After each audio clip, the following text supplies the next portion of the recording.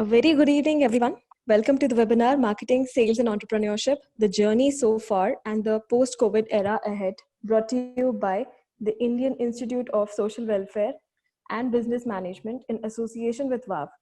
We have with us Mr. Vishal Francis, who is in charge of corporate relations and placement sales, ISWBM. We also have with us the speaker of the day, Mr. Sanjay Guha, founder and CEO of Equist Asia, Equist Reality, London Reality Connect, and Local Market, who is an alumnus of ISWBM from the class of 2004. So let me introduce him to you guys first. So Mr. Sanjay is an industry veteran with over 19 years of experience, is based out of Mumbai, and also has a strong connect with his hometown, Kolkata. Years has been a part of MUS CEO initially when NetScribes and finally Dun and Bradstreet, where he headed teams lastly at the national level. From there, he ventured into his entrepreneurial journey and became a part of various startups, and later in 2013, December, launched his own venture, Equist, a self-funded global marketing solutions company offering a wide range of services from marketing campaigns to events to business consultancy and funding, all under a single umbrella. Following the success story of Equist, Sanjay further launched 3 different verticals, which are Equist Reality, London Reality Connect, and the latest venture named Local Market. Sanjay's business have grown and expanded over various geographies in the past 7 years, starting from Mumbai to Delhi, NCR, followed by Bangalore, as well as the international markets of London and Singapore. So Sanjay is available to help and consult and mentor companies or individuals on any or all aspects of marketing and sales, founding and running startups, fundraisers, and investing. So before I hand over to the speaker, attendees can use the Q&A section to answer any questions. They'll be answered at the end of the session. So would you like to address the audience, Sanjay sir? Firstly, Bhagyashree, thanks for such kind and long nice introduction. I must thank you firstly and Vishal for inviting me here and WAV for organizing this. It's always good to address my alma mater. ISWBM has a special corner for all of us who have passed out from there. Thanks for this opportunity. In this session, I would want to, like the topic suggests, I would want to cover upon different aspects of my journey, and probably, if that can help to give a benchmark or some kind of guidance, to the current students, I would be glad. I've, as Bhagyashree, we have tried to keep this session interactive. So, at the end of the day, guys, this should be beneficial for you all. So yes, please feel free to note down questions, and so after I sort of have an interactive session with Bhagyashree, feel free to ask me any questions during this show and even afterwards later on. I'm always available. So yes, thanks again, Bhagyashree. Over to you. Well, so I would like to shoot down my first question. So how would you define your days at ISWBM as a student? Should I be happy or should I be embarrassed? Okay. I think if I just look back at my days back at ISWBM, yes, we had fun times at ISWBM. I think the institute was a lot different from what it is today in terms of the infrastructure. We had an annual scheme. So I of course, had a professional, training background. I had done my engineering and then I had moved here. So, I always found the environment to be very academic, more in terms of, the Calcutta University connection, in terms of, the way the classes and all were conducted. So, if I just look back at my days, firstly, I think, yes, at a broad level, while some of these aspects were covered in my engineering days, a lot of fundamentals were well explained by the teachers at one level. So we had, amazing set of teachers, pretty encouraging, good guys. I had a lot of good industry level colleagues, who are still, part of my industry or are in close. So I made very great friends there. Apart from that, I was pretty active. So we had to choose between the placement coordination and the the alumni coordination. The Paradigm organization committee, and I was the sponsorship in charge there. So first year I raised some decent level of sponsorship. So next year I was made the sponsorship head. I think that went a long way in terms of shaping my future, and in terms of giving me confidence to say, hey, I can actually create some value out of nowhere, create some revenue in place. That was my very first basic exposure to B2B sales, and incidentally, that's what I've done all my life. I've set up new businesses, created revenue streams from different industry domains. So yes, I think I will give a lot of that to ISWBM. That's what sort of shaped me into doing whatever I'm doing today. Well, that's quite a journey. So, would you like to share some important learnings from your journey in ISWBM that helped you overcome challenges in your professional life? See, as I said, fundamentally, yes, I think, I'll just talk very specifically about my journey. I think, coming from an engineering background, and I always had an intrinsic interest in marketing, which was my major specialization. Having said that, there were certain aspects in accounts, in the finance part, which somehow, by nature, I would, tend to sort of always overlook. And so I feel, guys, if you ask me, that's an area, now is the time to create your foundation, which will sort of take you for your entire career. I'll be very candid.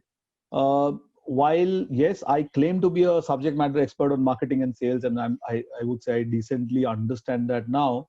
I think some of those fundamentals, which I did not sort of, because I did not like it or did not focus on too much. Today, yes, while doing stuff, I've picked it up and acquired it. But yes, maybe in those days, now if I could go back, maybe, some of those fundamentals, if it would have been addressed, would definitely. So this is what I can say. I think, see, all the theoretical foundation which is there, sometimes they may not appear to be relevant. And yes, I think some of these are, some of these aren't. That's a different, of course, debate. Though, frankly, a lot of fundamentals we learned, and just I would want to say here, I was fortunate enough in my organization in 2014. I actually got to do an event with Dr. Philip Kotler, which was a life-changing moment for us. Right, it was my second year of my business, and we actually we hosted a show in Bangalore. So I've yes. There are a lot of these theoretical nuances and fundamentals which helped in some way or the other in terms of the basic building blocks, in terms of what I present, what concepts I sort of grasp with clients. Yes, I think the fundamentals remain fundamental. So I would give the complete credit there where it goes. So yes, that would be my advice. I don't know, if for all the students, maybe if you have affinity for a particular subject, strengthen your basics there, but also certain subjects which may not be your core strength. See, this is the time where you will get a general overview, and you will actually get to read and study those very well, and these learnings will remain with you for your life. So yes, yes, I again sound very very theoretical again here, but yes, I'm guys talking fundamentally from what I have experienced and learned. So yeah. Very rightly said, sir. We should always be very strong in our fundamentals. Yeah. So, going to my next question, how did you make it to your first job, and what made you decide to take up entrepreneurship? Were you always inclined towards becoming an entrepreneur? Tell us a little about this transition from an employee to an entrepreneur. Bhagesh, it's an interesting question, and on this I can go on talking for hours, but I'll try to keep the message short. See, as I said, from my engineering days, I was very, very inclined that, I would want to go into some kind of management work, in terms of, something to do with marketing and sales. That's where my core interest lay. And that's the reason I had joined ISWBM. Fundamentally, in my campus, I was very keen to, I was very clear on two things. Firstly, I wanted to, get into a hardcore. I was very clear. I was among very few people who was very clear that I wanted to get into a sales kind of a profile. So my first job was a campus placement in Mumbai with NetScribes. And again, I feel two good things happened. One is I came to Mumbai, which is where I have been. My career has been shaped up here. I think my entrepreneurial traits have developed here over a period of time. So that's one. Secondly, yes, I think in my first job from day one, I was thrown on the deep side of the ocean, as my boss would say. So, while others were recruited as management trainees, I was recruited as a senior associate sales from day one, and that meant, being given targets from day one. I would just join. And so yes, I think that experience largely helped. And yes, it has helped in every aspect. So that's one in terms of the, of course, from there I went to Dun and Bradstreet. After 1.5 years I moved. And Dun and Bradstreet again was a different story, where I was there for 7 years. I joined as a strategic account manager, and by the time I moved out, I was a national sales manager, for one of their SBUs. DNB was that organization which sort of, gave me that exposure. So to answer your question, there is no one answer to that. See, I was always leading a business in that sense. So like I said, from day one, I had these numbers to chase. So I always had that business orientation. But yes, it was more within a certain framework, with very good colleagues and bosses which we had. We would do the planning, we would go chasing. And incidentally, NetScribes at that point of time when I joined, it was also in a phase where it was not like a very, very well-known brand, right? So that effort went in making it a large brand. Dun and Bradstreet was a global MNC, but I would say I was fortunate enough to be part of the India team, which made the DNB India, a very significant business. We actually had a very so typically I remember, I think from 25 crores to 100 crores in, like, 4 5 years was the journey traversed. And our SBU played a very large part in that. So yes, I think those seeds of chasing large numbers or revenue was sown from those days. Yes, and then at some point of time, I sort of experimented with a different startup, with some of my ex-colleagues of DNB. And then in December 2013, yes, I took the plunge myself. And by then, I think, I think a lot of, having worked in 2 3 teams, I've always had long stints and successful stints in the different teams I've served. Broadly, I knew what I was doing, where I was going. And yes, I took a calculated plunge. A lot of, a lot of people in my family, they thought that, this guy is just completely gone berserk, right? And, is he doing the right thing? But yes, I think I did that. And of course, while whatever they said, my family backed me up in that. And I had very good supportive colleagues. Some of the colleagues from DNB and my last startup, Cobalt, actually joined me. And they have been here, ever since. So I've been, so yes, and yeah, we keep on doing new things. We have now 4 different businesses. So there are different plans for each of these businesses, different scale up. We have a London presence, Singapore presence. But yes, and like you rightly said, we are, uh, there is some ground we have covered, but a lot more ground to be covered, Bhagrasi. So there are learnings for me every day still. But yes, if I've been able to answer your question objectively, yeah, that's that. Very inspiring, sir. So, I would like to ask you on how is COVID impacting the businesses and startup ecosystems around? How was the field of marketing, sales, and entrepreneurship before Corona? And how is it going to change post the COVID? Agastri, so this is, so is this question for me as a business, or you want an overall answer and insight for the entire industry? I want you to take your business as an example and give the overall overview of it. So I'll, perfect, perfect. So I'll take this question in 2 parts. So I'll talk of my business firstly, and of course, then I'll give a macro level scenario. However, I have seen it and observed it. See, at the first level, like any business, in March is when, the lockdown happened. uh, we have an international business, right? So we were getting signs. So probably, for the last 1 or 2 months, Jan and onwards itself, whether my London colleagues or my Singapore colleagues, they were, giving vibes that, things are sort of slowing down. There is this imminent, and then also, we were sort of in a cocoon, right? Still in India. Having said that, I was sensing at that point of time that, things may be slowed down. To what extent, we did not know yet, right? But yes, I think when this COVID, even before the lockdown hit, we had a WeWork premise. They had sent us a circular. That was a day, I remember it was 10th or 12th of March, when actually just before the lockdown, a week before lockdown. When this announcement was made, I actually called an emergency meeting, for my entire top management team. All the four businesses have vertical heads. There's an operations head. So we took some emergency measures, right, in terms of, firstly, I said, hey, we need to cut all costs. There's no slack at any point. One. Secondly, any collection which is sort of overdue or pending, on war footing, we have to get them in, because I did not know how long it would last then, but I could clearly see that this is going to impact for the next 3 to 4 months. So we should build our war chest to survive this at one level. So one was on the collection front. Secondly, yes, in terms of the business itself, see, I've not spoken too much about our business. We have a marketing business, we have a real estate business, we have a international business. At that point of time, there were three verticals. So I realized that our real estate and international business is definitely going to take a hit, because when there is no surety of things operating, you don't expect people to buy houses in India or in London. So what I said is, probably we relook at the whole piece, and some of our businesses, some of our resources we shifted to our marketing business.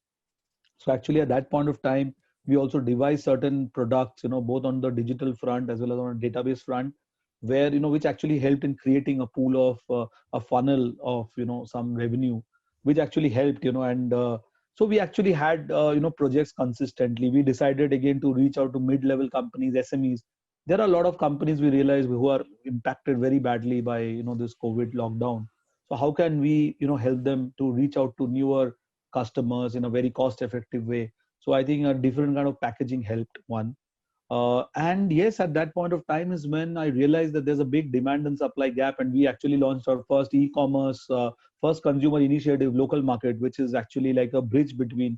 So in Local Market, it's a very simple concept. We have a digital interface. It's launched in Bombay as of now.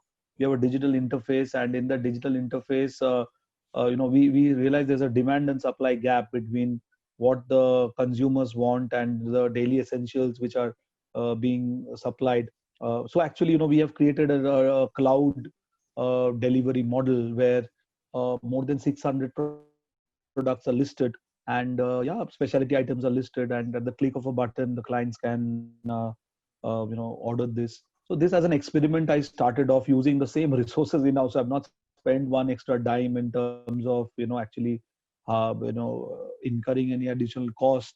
Of course, there were some ancillary costs, and then we are now getting the app made, and now this Local Market picked up in a big way. So that's where I'll address your next question. So I think yes, the entire traditional economy, mindset, lifestyle has changed, Bhagyashree, right? So that's where we are. So that applies to business as well.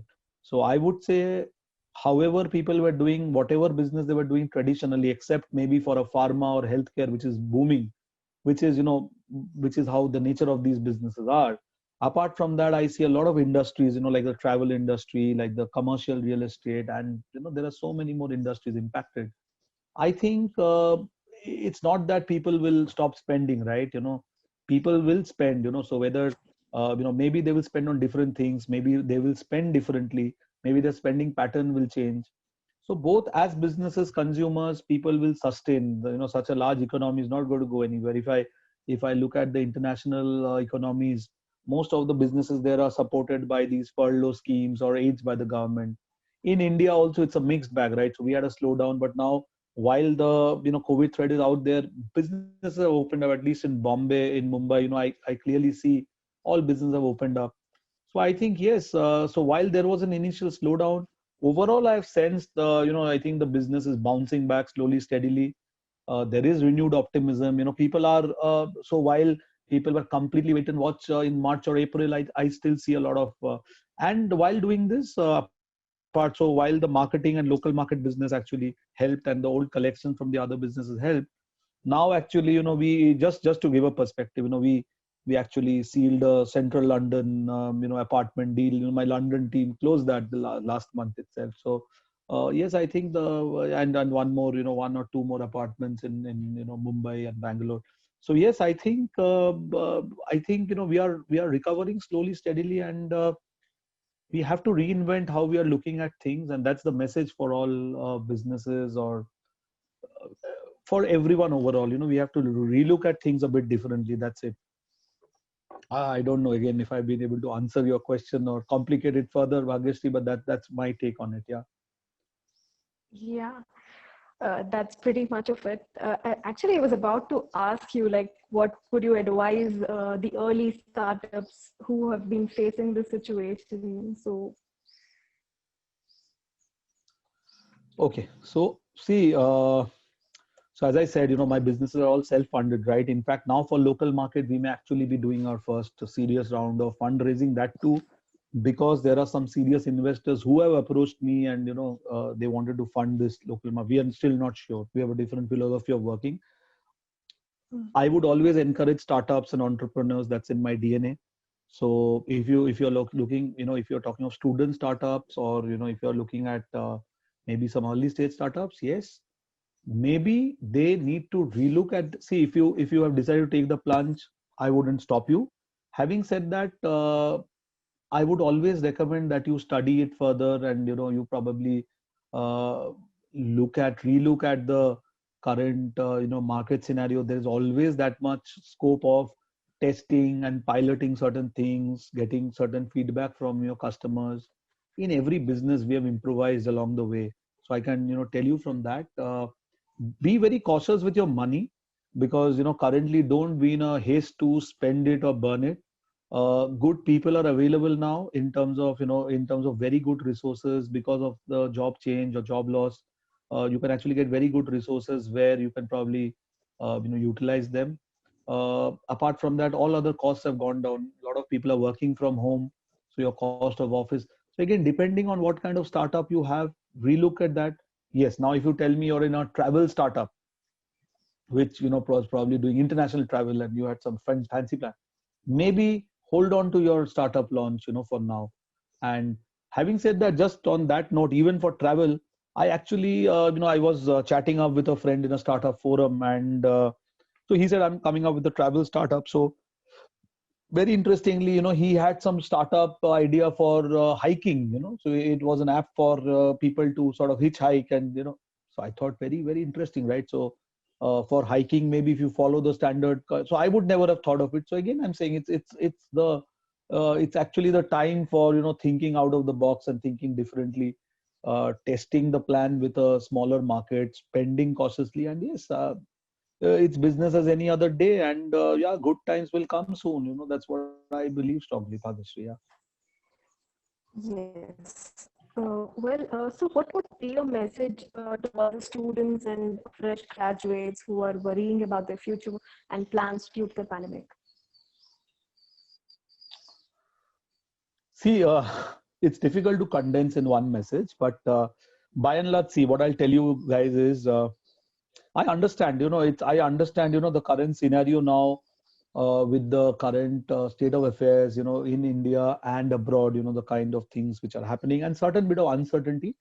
See, one is that uncertainty, guys, is there with everyone, on this call, whether it's me, Vishal sir, Bhagyashree, with the entire fraternity we are dealing with. So I would say, yes, that's not different for you guys. That's one. Having said that, I would say at least, you all have the luxury, I would say, in terms of having access to a lot of tools, resources, experience, which should help you. So I know again, this may sound a bit theoretical, but I'm saying, we probably take it one day at a time or 1 month at a time. So uh, I don't know what the current scenario is. If there's any job that you have landed up with, if they are okay with the joining date, or if they are postponed. So I'm saying, this is, Bhagesh, is slightly situational on current. But yes, if you ask me clearly, I also don't know the campus policies. I wouldn't want to overstep myself, but maybe if I would be you or the institute, I would not depend on that one campus offer that I have, or maybe the dream job we have to be a bit open and flexible. Probably look at the kind of, like we are doing in business also, or anyone in a job. the same question is staring at a lot of people in senior or middle management, right? In terms of so I'm saying, it is no different. So we'll have to fight it out. At least for you guys, please understand you are, I'll just give you a very nice insight. I think a lot of you guys or all of you guys are definitely more employable than a lot of people in our peer group. So tomorrow, if I would want to get a job easily, right, I wouldn't, because it'll be, I have very specialized sort of domain strengths, which I have. So I think in the job market, you guys will be much more easily employable. So probably look at all options and be positive, be optimistic. You have LinkedIn as a great tool now. So keep on reaching, connecting to industry seniors, keep on chatting, interacting with them. Try to identify, do your planning. Try to identify those set of dream companies or industries which you want to work in. There, probably try to reach out to senior guys there and just start interacting with them, whether it's in India, abroad. We have to keep on trying, and that's if you ask me, in a one line, that's my message to all of you. We can't get into a zone of comfort at any stage of our professional career. I can't, or I wouldn't advise any of my peer group to get comfortable. So similarly, I would advise all my young friends here to not get comfortable to that extent. But yes, that's how it is. Corporate world has been like this, and we'll all face it together. So yeah. Well, that's a valuable advice, sir. I think we have two questions from the audience. Let's take them down. We have a question from Sure, please. from Tej Narayan. He's asking, what do you look Yeah, for the first? He's raised his hand for a long time. Please shoot it. Yeah. Yes. He has asked, what do you look for the first thing about before starting a business? What was your source of monetary finance in first business? What is your mantra to make a business successful? He has more questions than you have, Bhagyashree. So can we take them one by one? It'll be easier. So what was the first question? So his first question is, what do you look for the first thing before starting a business?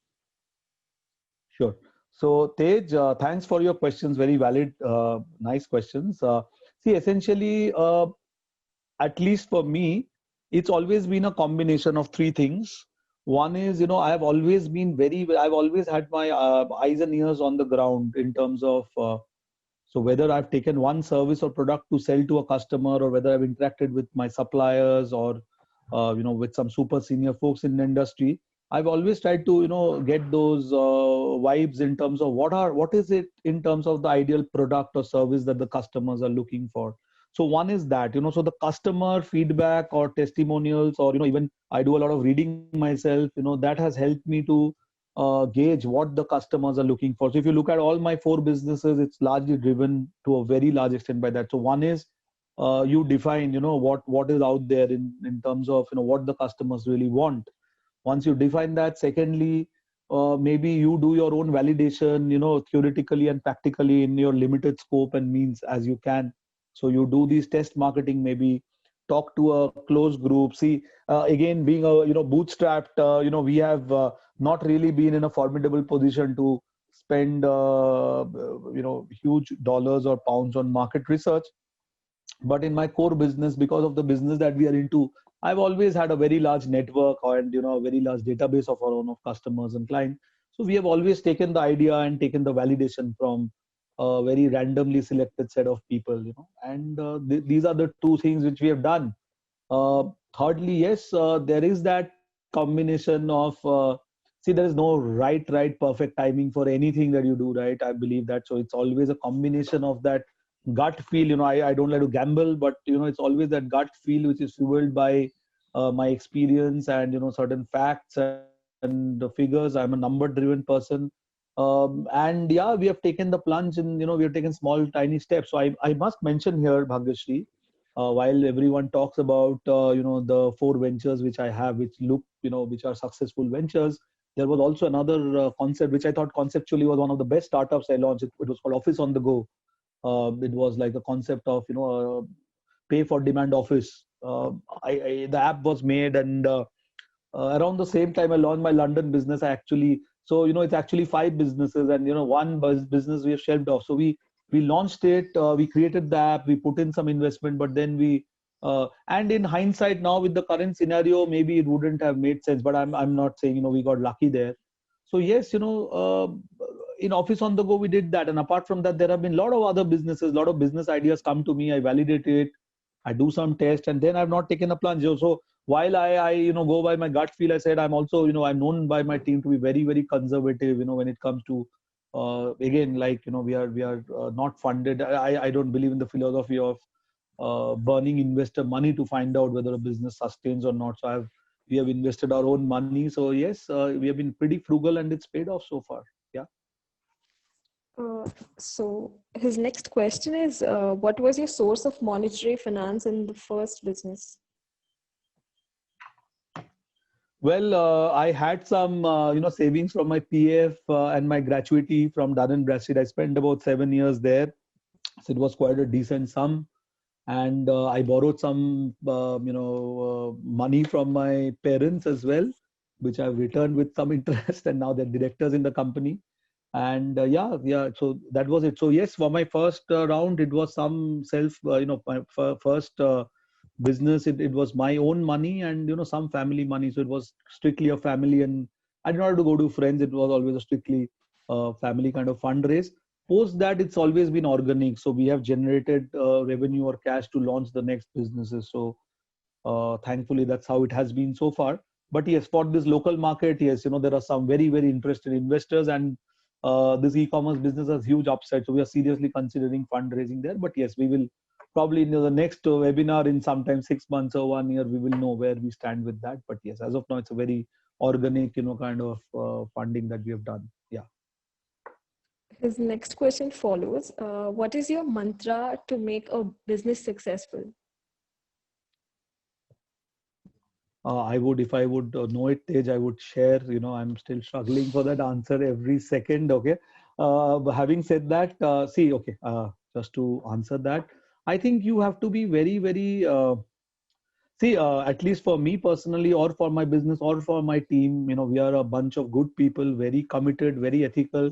Uh, be very ethical, be very transparent, share as much information with your clients, with your suppliers. Never. So again, you know, it may sound very theoretical and very copybook kind of, you know, answers I'm giving, but believe you me, I've seen a lot of businesses taking shortcuts. I've, you know, I'm being very candid here.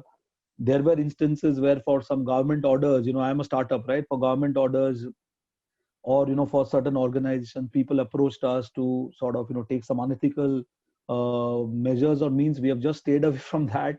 At that point of time, we lost business, and, you know, we were actually at so we have gone through down cycles also in our business, right? But we have stayed very true and very core to our values, with our clients, with our employees, with our entire ecosystem. And yes, that's always fun of. So in the bad times, we have as a just, you know, I'm just sharing here, in you know, in these 7 years, where when we have really had lows in the business, we have actually had our employees coming out to me and say, sir, we don't, sir, you know, don't worry, we are there. We don't need to be paid salary for this month or so. But we have never done that. We have paid salaries on time. We have paid every vendor on time. We have paid our taxes on time. Yes, and that's spun off well, right? So today, we have that equity where, you know, for anything we do, we are backed up by a strong set of individuals at every level, you know, whether it's our vendors, whether it's our employees, clients. All our clients have been my clients from my previous jobs, you know, who have been with us, and they're more like family now. So yeah, that's how, you know, we have sort of created. So this is, if you ask me, this is my mantra, if you can call it so. But yeah. Okay. So everyone must have noted down your mantra. So we have another question from Shrikar. He's asking, how should we approach IT companies to market a service? Generally, IT companies don't meet marketing representatives like other FMCG companies. So how should we approach them? So is Srikar's question, you know, okay. I guess he's asking for, you know, for example, a banking guy, how will he approach an IT company and sell? Is that his question? Or does he mean how will an IT company sell to a different industry? I'm not very clear. So I'll answer both. Uh, Shikhar, see, I have done this, you know, I've done this time and again. One is, if you're looking at a B2B sales scenario, you need to be confident enough to walk up to anyone out there. So today, yes, by my title and designation says founder and CEO, but even in my Dun and Bradstreet or NetScribe days, I would not be shy to sort of reach out to any senior most management when it would come to a deal. I would always keep in mind what will happen. This guy will say no, or he will not give me a meeting. He's not going to shoot me, right? So you should never shy away from reaching out to any person. That's one. Secondly, I'm now talking very basic thumb rule. Your prospecting is very important. So you need to understand which company you want to go after. So you create a list. Within that, you understand who is the right person in the decision making hierarchy. If you're selling a banking product, for example, or let's say you're selling a logistics product, you are a FedEx sales guy trying to sell to Dell. You typically have 2 3 entry points, right? So either you reach, if there's a supply chain head, you reach them. That supply chain head may be at a central level, or maybe at regional levels. So it's all about mapping the organization, then mapping those contacts. Today's day and age, every contact, every company is there on LinkedIn. So that amount of hard work would be needed to burn the midnight oil, make those lists.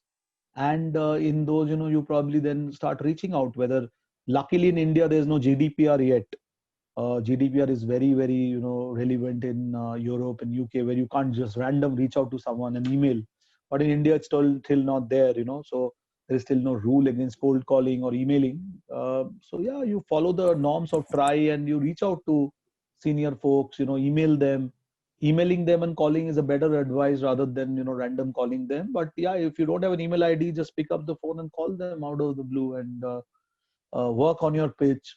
It should not sound like a scripted pitch, right? So you work on it.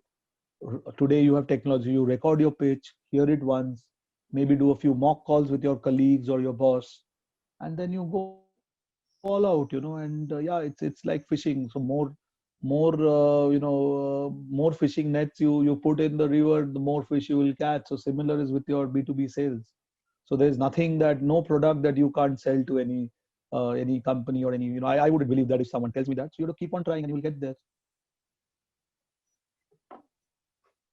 Well, uh, we have another question from Preeti Lahoti. She's asking, in sales, which have been more difficult for you, finding new inquiries or collection of pending payments? Also, how did you tackle them? Two of my favorite subjects. Okay. So traditionally, Preeti, thanks for this question.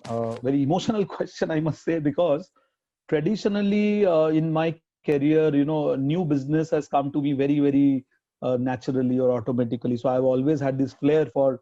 So in my early days at Dun and Bradstreet, also it was, the famous joke was that I am more of a new BD person. So my new customer acquisition rate was the fastest in the company.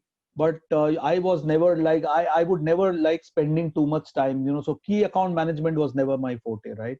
Having said that, yes, some of these customers also became repeat, and I also sort of upgraded that trait and worked on that. So yes, for me, easily new customer acquisition would come easily, new inquiry generation, that comes very, very easily to me. So definitely in terms of complexity, collections in India is a very difficult pain point. Having said that, in my organization, when I had the opportunity, we went ahead and we are very particular on the collection front, where we stick to the payment policy. We don't work without advances. Again, this may sound a bit tricky, but being a small company, at a lot of times we have a refused business from some biggest business house. I don't want to name them here, where we flatly told them, they said, hey, we don't give advances to anyone. So I told them, hey, you don't give advance to anyone, but you pay advance to the flight before you fly, right? So you pay Indigo or Air India, right? They don't give you credit, so we don't give you credit. And we said that, and believe me, 4 out of 10 times, people would just say, but yes, it's better to not. I believe you me, the customers who are serious and who have, who are serious, who want to work with you long term, for them the advances won't be a deterrent. So now, with this advance policy, we have payment policies in my organization. We have also faced bad debts. I don't want to name largest of largest business houses. They have really been bad paymasters. They don't pay us for months, years. now the record is completely clean because we don't work without advances. Whoever it is, even if God comes and wants to work with us, we take advances, and that's what I've inculcated in my team, and that's how they are. And yeah, that's paid us in the long run. Very neatly answered, sir. Okay, we have a question from Nagaveni. She's asking, I am doing engineering. I'm interested to build a startup. What should be my next step in this domain? Okay, for details, any which ways, like I said, Bhagyash, you can share my details with anyone who's registered. They can. So again, I need to, there is no blanket answer to these questions. We need to understand what kind of business, what kind of startup, what specialization in engineering. And so yes, so maybe having said that, this is again my experience. I have seen this trend where a lot of people actually start off, and there are entrepreneurship, development, sales. I really appreciate. We had these in a very, very premature structure in our days. Now I see them to be a lot more evolved, and that's very good. I believe, at least for my business, or when I look at a lot of other businesses, there is a stark difference. And I'm being very candid here. I don't want to, there are a lot of businesses, a lot of entrepreneurs who started from day one after passing out, and they've never worked anywhere. They're doing fantastically well. Maybe because they jumped into entrepreneurship from day one. There are a lot of areas or attributes where they have picked up stuff much better than people like us who have joined the bandwagon later. Having said that, I believe fundamentally, if we follow the conventional route, after passing out from a professional education, any engineering, MBA, or even any normal graduation, if one wants,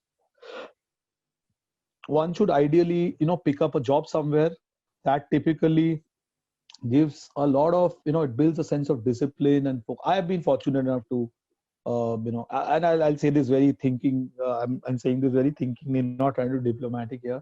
I have had very, very good bosses and very, bad bosses as well. A lot of times, in a bad, tough system or with bad bosses, also you learn, you pick up, you try to improvise. When you're answerable to people, a sense of discipline is built in. That really helps, in your venture tomorrow. It helps in sharpening how you conduct yourself. Secondly, you can relate with your team, whom you will employ. They will work with you like your family. So you'll also understand their needs, their challenges. So I think, I would recommend that for anyone. I forgot, whose question this was, Bhagyashree, but I would definitely recommend this lady to sort of consider that if she can, if this can wait. And of course, in the current business scenario, it's not a bad option maybe to sort of wait it out for 6 months, 1 year. There is nothing called perfect timing or exact timing. It all depends on you. But yes, if you're confident, you want to take the plunge, you're confident, you've done your, you have a financial backup, go for it, take a plunge. There's always also that element of trial and error that helps in refining, your path or business. Yeah. Well, we have our next question from Pushpak Ghosh. He's asking, what do you consider first to choose a business model?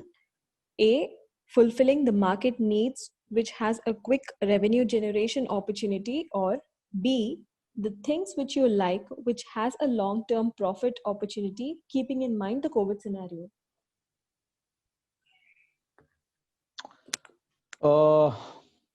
Slightly situational. Okay, so now, as of now, I think, because we have been self-funded, and we have not really have, too much of like very, very large, kind of backing. I'll be very honest.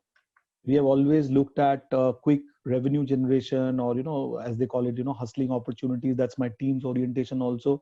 So they've gone out and built businesses there where we have seen the quick opportunities, capitalize on that. That's how we have thought of. While doing that, of course, we have always tried to create a brand, a company, try to create long-term value. I would say that, so uh, yeah, it's been a combination of both. So I can't say that, we have just, we have had the luxury, or we have done that in terms of really thinking long-term, and we invest for 6 months, 1 year, hoping. We have never also had that luxury or cushion, to be very frank. Even now, with this COVID scenario again, we were challenged in terms of, our buffers or funds which were there, surplus funds, I think. But yes, I think, because of our, like I said, certain measures we have taken, no complaints. We have managed fairly well. But yes, yeah. Okay, we have our next question from Shrikar again. He's asking whether what factors should you consider when you set a fee for a service or product when your service or product is new in the market and it is one of its kind. Okay. Uh, See, that's the good and bad thing about services, right? It's very fluid. So, typically if you sell a product, like I'm now in the product business, so we typically, if there's a certain grade of rice which is being sold, it is being sold at 100 rupees, you can only sell it for 105 or 95, right? Now, if I talk of service, it is very fluid and very subjective. So, for example, a creative concept, you can have a freelancer giving you a beautiful creative concept, for what you get it nowadays for $1,000, $2,000. A similar thing from a mid-size agency, they would charge you 25,000 to 50,000 bucks, and an Ogilvy or a very reputed agency would charge you probably 20 lakh rupees for the same creative concept. So it would largely be defined, Seeker, to a very large extent by the value that you're bringing to the table of the client. That's one. That's the most important thing. So you have to ascertain where is this, whatever service you're offering. So I'm talking very, very generically.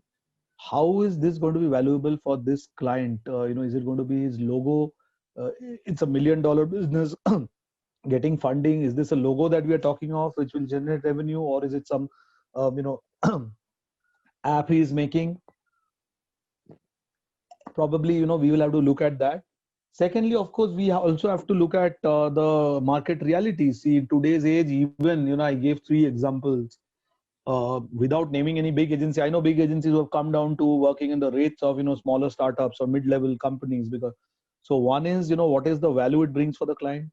Second is in terms of the market reality.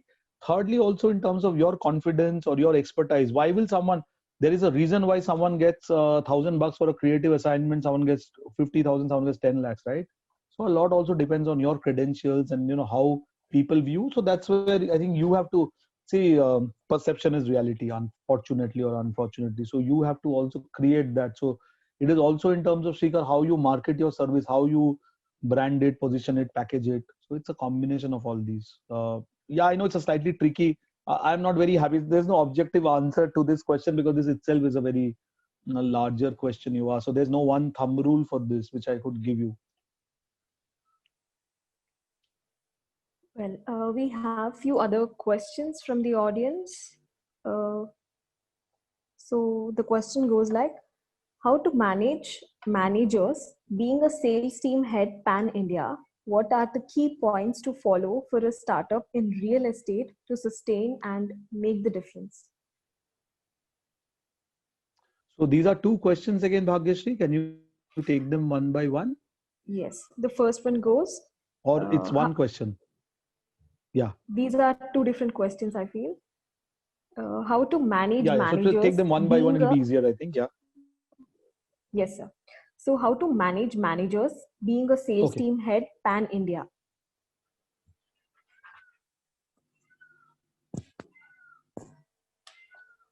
See,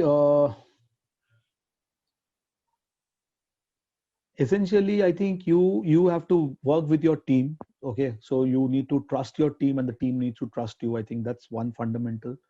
Secondly, by and large, I've been fortunate enough to select and choose my own team. Sometimes you don't get that liberty or luxury. Sometimes you join an organization and you have 5 people reporting onto you whom you have not hired. Now these are 2 different scenarios. So a lot of times, there are cultural alignment issues. So I think in terms of the managerial, see again, not 5 fingers in a hand. Am I audible? Sorry. A lot of times the mistake a lot of managers would do is, they expect their subordinate managers to have the same functioning style that they have. So I think, that's the fundamental thing one has to, keep in mind. One has to have complete trust. One needs to read their managing line very well. And thirdly, for the subordinate managers to shine, you have to give them complete freedom and authority to work the way they are. Of course, if you have certain fundamental ways of working, you arrive at a middle path where you say, okay, out of these 10 things which you do, you retain these 8, maybe these 2 things you need to work on. Similarly, this is how I typically look at these 5 things. You need to ignore these 2 things.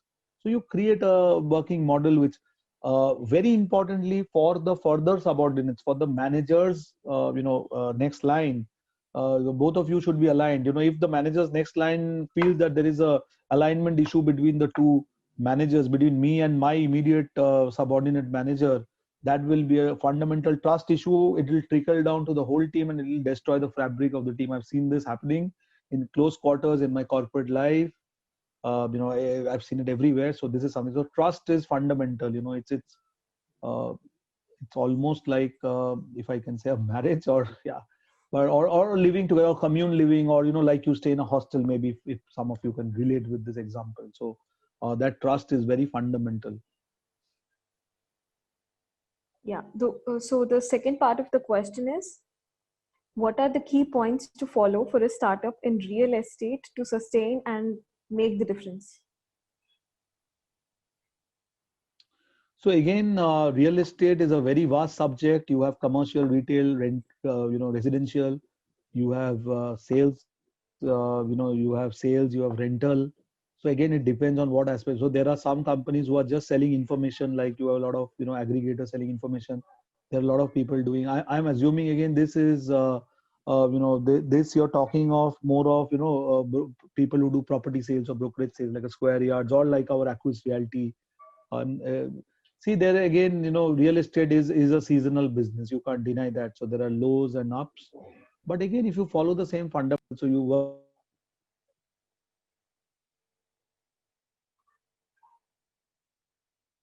you know, hello, am I there? Yeah.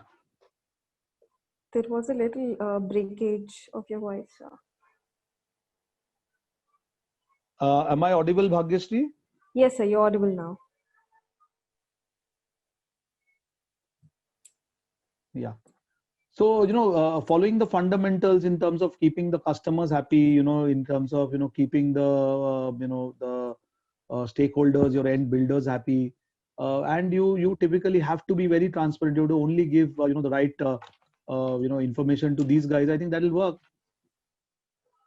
I think in the long run, this will work and sort of, lead to a good sort of pipeline getting created, and that will sustain you over a period of time.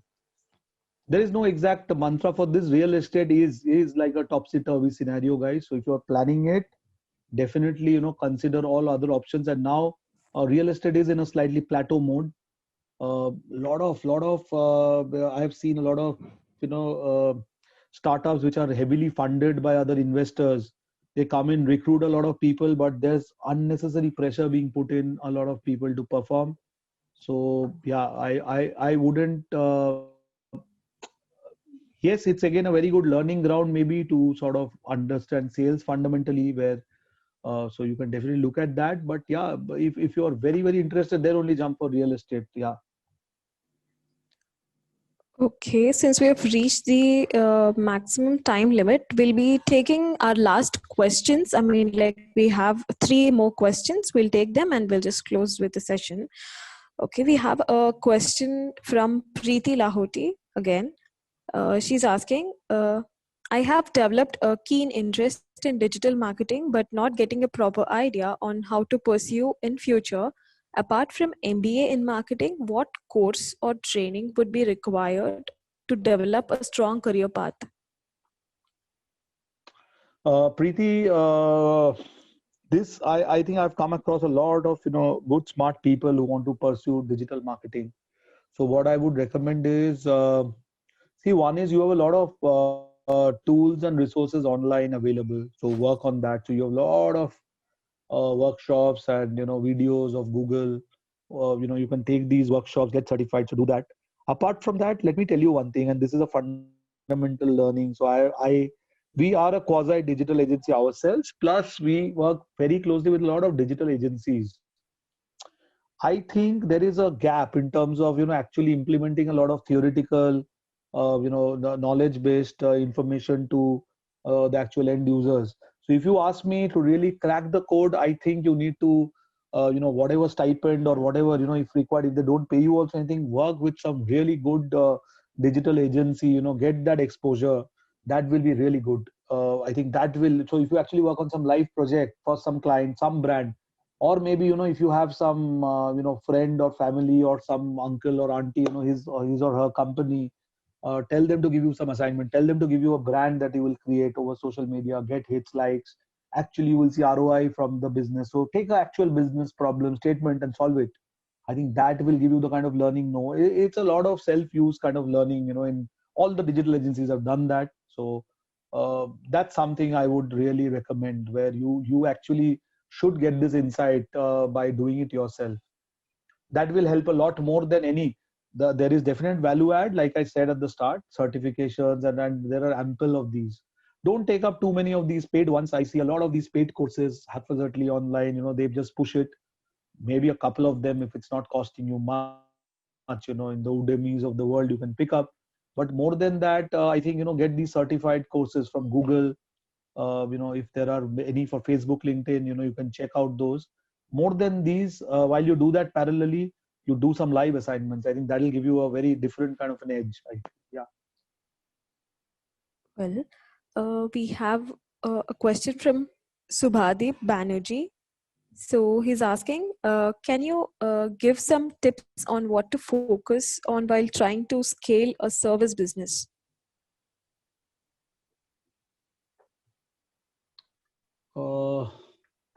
I think a lot of fundamentals I've already spoken on. Yeah, I think we just need to look at. I think. See, I've always fundamentally followed, and this is my advice: customers first. So be very close to your customers. Listen to the happy customers. Listen more intently to the unhappy customers, lapsed customers. Work on the improvements, and go back to them. And if you can win back them, your happy customers anyways will scale up your business. That's one. Secondly, this is more in terms of the organic growth within the customer base. Beyond that, depending on your business, again this is a bit generic answer, but depending on your business, you will always have to look at alliances or partnerships, be it in different geographies, be it a channel partner appointment, be it some super sales guy who probably has huge contacts with the a sector which you have not cracked. So these kind of alliances also will help in scaling up. And third, inorganic. If you buy a company which has a big client base, or some larger company buys you, that's an inorganic scaling up. Which is something which can eventually happen. You really don't need to go trying for that, but yes. So these are the three ways in which you can scale up the service business. Well, let's take the last question for the day. And the question is from Shrikar. He's asking, as a startup founder, how do you hire or interview a person who is not in your expertise domain? For example, you are a marketing guy and want to hire a tech guy to build your app or website or software. Super. Shrikar, so many questions, no one has asked me ever. So I'm glad that you finally did it. Did something which no one ever could. On a lighter note, that was. To answer your question, Shikhar, see, one can't be a master of all trades, right? So you typically need to understand what your strengths are, and then leave the others to specialists to run. Now, how do you hire these specialists in the first place? So now today, if you ask me today, I have, well-defined a finance specialist, a tech specialist, a creative specialist, who sort of, does the first level of screening. And even the almost the semi finalization is done by them, and then I sort of interview and look at. I have some different parameters, value system and integrity, and certain background I check. And but functionalities are checked by the domain experts. Now that's done by them. Now, in terms of the specialist, how have I hired these guys in the first place? That's a tricky question. There is no formula for that. A lot of my team actually have been hired. I have always believed in giving opportunities to, and I without Vishal really sort of getting angry here, Vishal, pardon me for this next statement. So I have always been hiring from a lot of other campuses, in and around Mumbai. And a lot of people you see in my system are all homegrown. They have been there with and I've assigned certain responsibilities, to them differently. And that's how, today.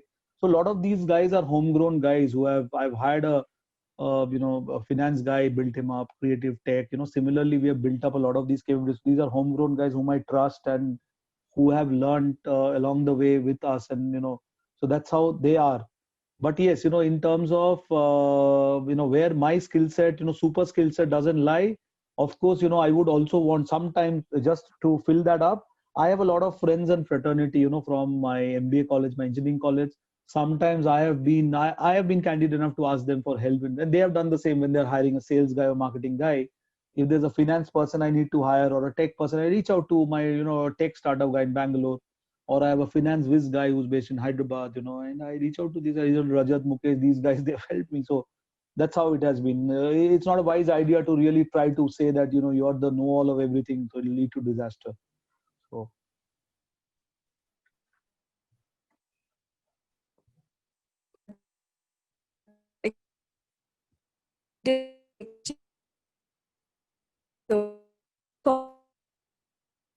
Bhagyashree, I'm losing you there. Hello? Your audio is a little breaking. Is it better now? Yes, it's better now. Yeah. Tell me. I just missed your last line, Bhagyashree. So if you can I was repeat. saying that, I was saying, and I'm sure that everyone out there loved the talk. I hope I was able to add some value, guys, and thanks again for inviting me here. It's always a pleasure. I could do this again whenever you guys want me to, or I can refer other people from the industry who can. Vishal and Bhagyashree, pleasure to help out in this. And any of my dear friends out there, any of you want to reach out to me, my coordinates are there with Bhagyashree, Vishal. Anytime, I'm just a phone call away, as Vishal knows. I work 24/7 almost, so you can drop me a message, call me, or drop me a message on WhatsApp. And yeah, any advice, I don't know whether it will help, but yes, I'm always there to advise and guide you guys. Yes. And I would like to mention that students can always reach out to Mr. Sanjay Guha for further guidance or in case of any help. Also, he is open to recruiting freshers. So stay in touch with him for more information. I've mentioned his LinkedIn profile link in the chat box, and you can also find it on the event registrations page. So I request the attendees, as the session ends, you will be redirected to a feedback page. So please do rate the session and give us any suggestions you have. It'll help us improve. Thank you so much, Sanjay sir, for taking out your time and having this conversation with us. Thanks, Bhagyashree. You've been a great host and kind enough to postpone your dental appointment for tomorrow. I must make it a point here to thank you for that. So thanks. And thanks, Vishal. Yeah, thanks a lot for this opportunity. Yeah, thank you, Sanjay. And all the best, guys. All the best, guys. I'm sure you will have a wonderful life ahead and a career ahead. So yeah, I envy you in a way. If I would be able to, go back 15, 16 years now, I think I would do a lot more with my knowledge now, but I can't do that. So you're most welcome, Sanjay. Anytime.